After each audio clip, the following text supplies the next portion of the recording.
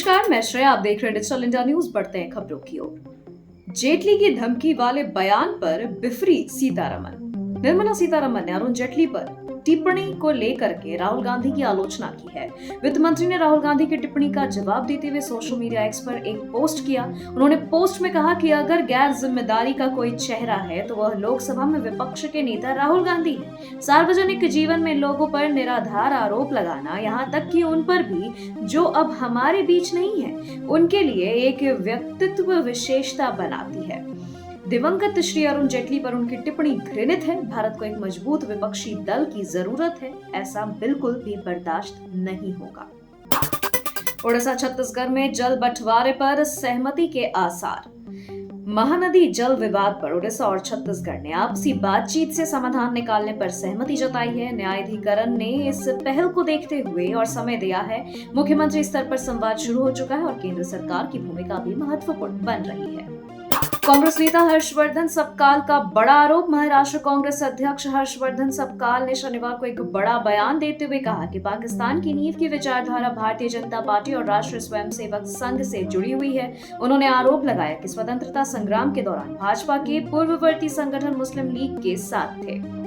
Pune Porsche हादसे में आरोपी आदित्य सूद को हाईकोर्ट से 3 दिन की जमानत। पुणे के चर्चित पोर्श कार हादसे में आरोपी आदित्य सूद को बॉम्बे उच्च न्यायालय से 3 दिन की अस्थायी जमानत मिली है। यह जमानत आरोपी के पिता की मृत्यु के आधार पर 2 से 5 अगस्त तक दी गई है। आदित्य सूद को किशोर चालक के अल्कोहल परीक्षण को रद्द करने के सिलसिले में गिरफ्तार किया गया था। विरोधियों पर जमकर बरसे केंद्रीय मंत्री ललन सिंह। केंद्रीय मत्स्य एवं पशुपालन मंत्री राजीव रंजन उर्फ ललन सिंह ने शनिवार को कहा कि मतदाता सूची का विशेष गहन पुनरीक्षण केंद्र सरकार की तरफ से नहीं बल्कि पूरी तरह से चुनाव आयोग की तरफ से किया जा रहा है। कोलकाता में पश्चिम बंगाल, झारखंड और बिहार में मत्स्य अधिकारियों के साथ बैठक के बाद पत्रकारों से बात करते हुए उन्होंने कुछ राजनीतिक दलों पर इस प्रक्रिया का राजनीतिक फायदा उठाने का आरोप लगाया।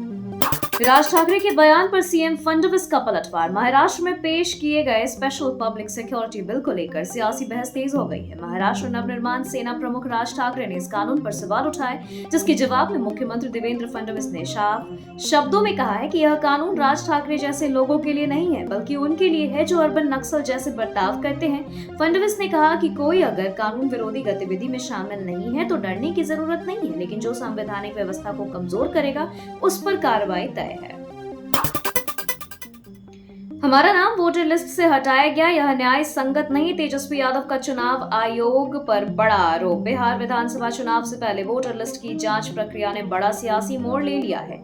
तेजस्वी यादव ने इस पर कड़ी प्रतिक्रिया देते हुए चुनाव आयोग पर गंभीर आरोप लगाए हैं। उन्होंने प्रेस कॉन्फ्रेंस कर कहा, हमारा और हमारे स्टाफ का नाम वोटर लिस्ट से काट दिया गया है, यह न्याय संगत नहीं है। अब हम चुनाव कैसे लड़ेंगे? रामविलास पासवान के एक दामाद ने दूसरे को धोया, सांसद साड़ू को बताया पारा। विधायक चेतन आनंद के मुद्दे पर रामविलास पासवान के 2 दामाद आपस में भिड़ गए। बड़े साड़ू ने अपने सांसद साड़ू को पारा बता दिया। दरअसल सांसद साड़ू ने चेतन आनंद को राजद का विधायक करार दिया था। इसके बाद रामविलास पासवान के बड़े दामाद व राजद नेता का गुस्सा 7वें आसमान पर चढ़ गया। उन्होंने सोशल मीडिया पर अपने साड़ू को पारा बताते हुए जबरदस्त प्रहार किया है।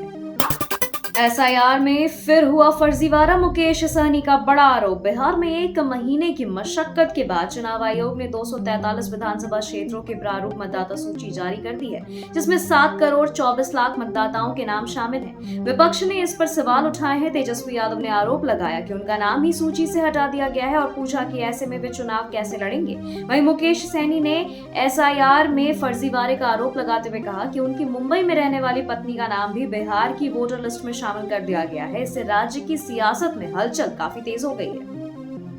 चुनाव आयोग ने तेजस्वी के आरोपों को झुठलाया। चुनाव आयोग ने नेता प्रतिपक्ष तेजस्वी यादव के आरोपों को झुठला दिया है। प्रमाण देकर बता दिया कि गलत बयानी की जा रही है। पटना के जिलाधिकारी की तरफ से रिलीज जारी किया गया है, जी हां, जिसमें ये कहा गया है कि तेजस्वी यादव का मतदाता सूची से नाम नहीं हटाया गया है। खबरों के सिलसिलों में फिलहाल इतना ही। बने रहे डिजिटल इंडिया न्यूज के साथ। नमस्कार।